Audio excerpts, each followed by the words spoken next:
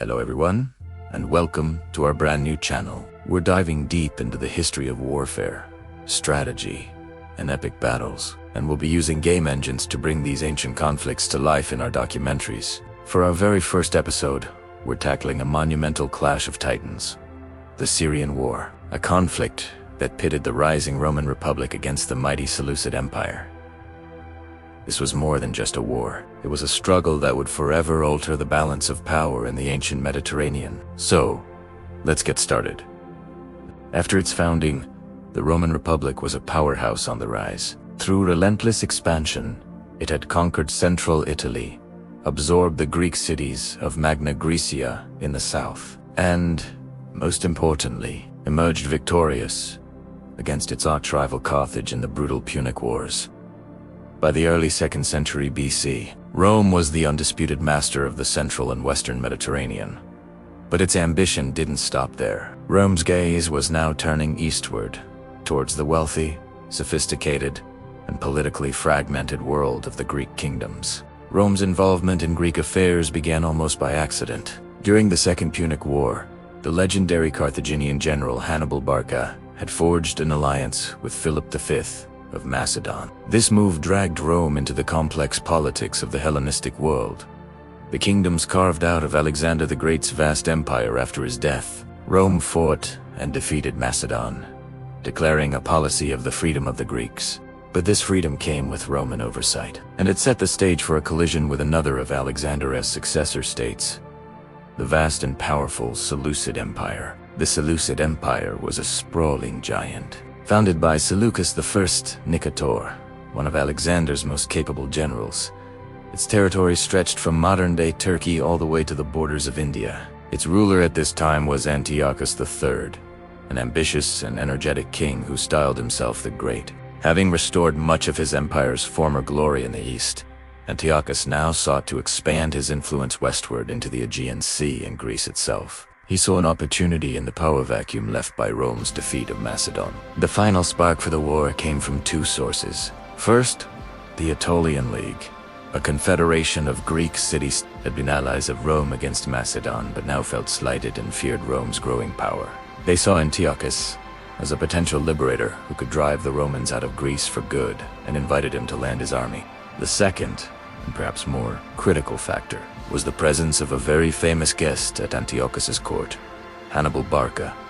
After his final defeat, Hannibal had fled Carthage and found refuge with the Seleucid. For Rome, the idea of their greatest enemy advising one of the most powerful kings in the world was an existential threat. They saw Antiochus not just as a rival, but as a direct danger to the Republic. The stage was set for war.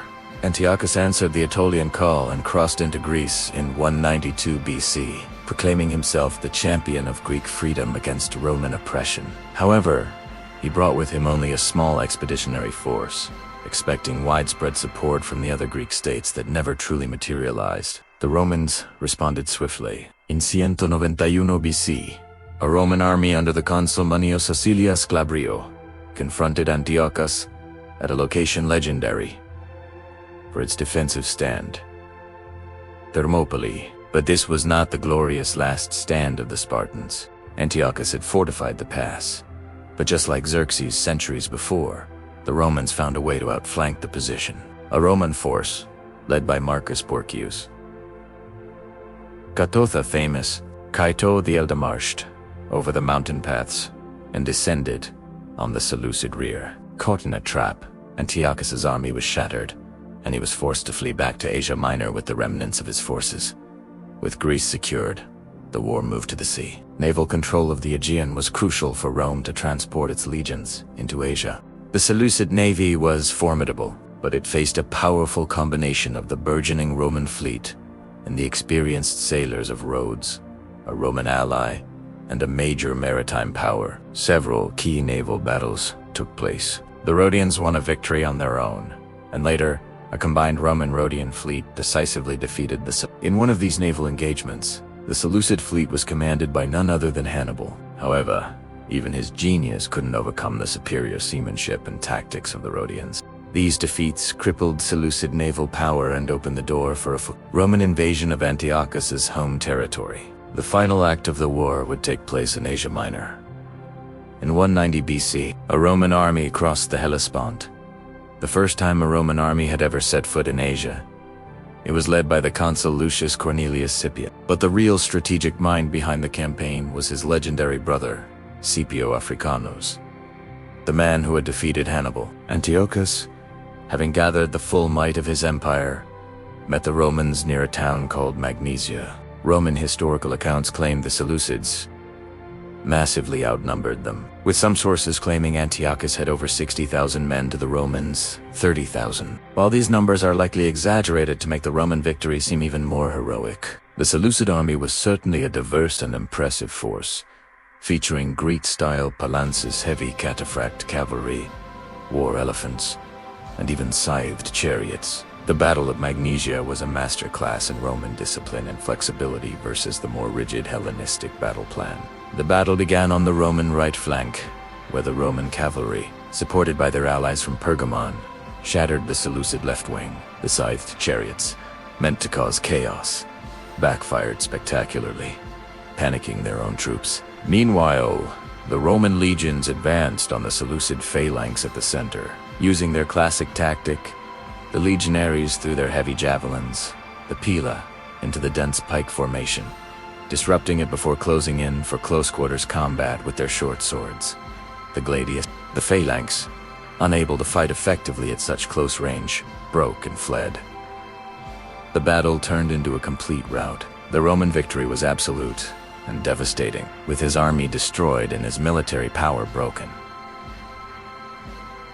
Antiochus III had no choice but to sue for peace. The terms were dictated by Rome and formalized in the Treaty of Apamea in 188 BC. They were crushingly harsh. Antiochus was forced to pay a colossal war indemnity of 15,000 silver talents, an amount designed to cripple his treasury for decades. He had to completely abandon all his territories in Asia Minor west of the Taurus Mountains, ceding them to Rome's allies, Pergamon and Rhodes. His navy was severely restricted to just a handful of ships, and he was forbidden from recruiting mercenaries from Greek lands or waging war in the West without Roman permission. As a final humiliation, he was forced to surrender Hannibal, though the great Carthaginian managed to escape one last time. The consequences of the Syrian war were profound and far-reaching. The Treaty of Apamea effectively ended the Seleucid Empire as a major Mediterranean power. While it would linger on for another century, it was a shadow of its former self, plagued by internal revolts and dynastic struggles. For Rome, the victory was a turning point. It had now defeated the two most powerful Hellenistic kingdoms, Macedon and the Seleucids, establishing itself as the ultimate arbiter of the entire Eastern Mediterranean. No power could now stand against the might of the legions. However, the weakening of the Seleucids also created a new power vacuum. In the east, the rising kingdom of Parthia would begin to chip away at Seleucid territory, eventually becoming a major rival to Rome itself. And in Asia Minor, the powerful kingdom of Pontus would later emerge from the ashes to challenge Roman dominance, leading to more bloody wars in the century to come. The Syrian War wasn't just an end. It was the beginning of a new chapter in Rome's journey to empire. And that's the story of the Roman-Syrian War, a conflict that cemented Rome's dominance and reshaped the ancient world. Thanks so much for joining us for our very first episode. If you enjoyed this journey into military history, please hit that like button, subscribe to the channel, and ring the bell so you don't miss our next documentary. We'd love to hear your thoughts in the comments below. See you on the next battlefield.